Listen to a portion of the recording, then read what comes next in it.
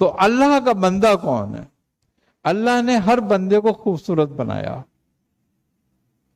والتین والزیتون وطور سینین وہذا البلد الامین. کتنی قسمیں کھا رہا ہے؟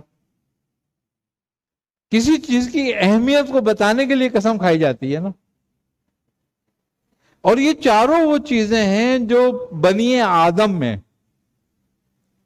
کسی نہ کسی طرح سے معتبر اور مقدس رہی ہیں. انجیر بھی، زیتون بھی، طور سینا بھی، اور مکہ بھی. کہہ رہا ہے لقد خلقنا الانسان فی احسن تقویم. یہ میری سب سے بہترین تخلیق ہے. جبکہ پیدا تو نے فرشتے بھی کیے، لیکن یہ میری بہترین تخلیق ہے. مگر کیا ہوا؟ ثم رددناہ اسفل سافلین. جن کو تم بندے گنتے ہو وہ بندے نہیں ہیں، بھیڑ بکریاں ہی ہیں، جانور ہی ہیں. تو مقام ابدیت تو بہت دور کی بات ہے، اور ابد ہونا. یہ تزکیے سے پہلے کیا ہے؟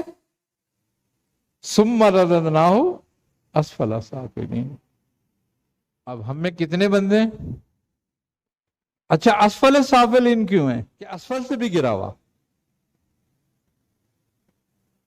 اس لیے کہ اسفل اپنی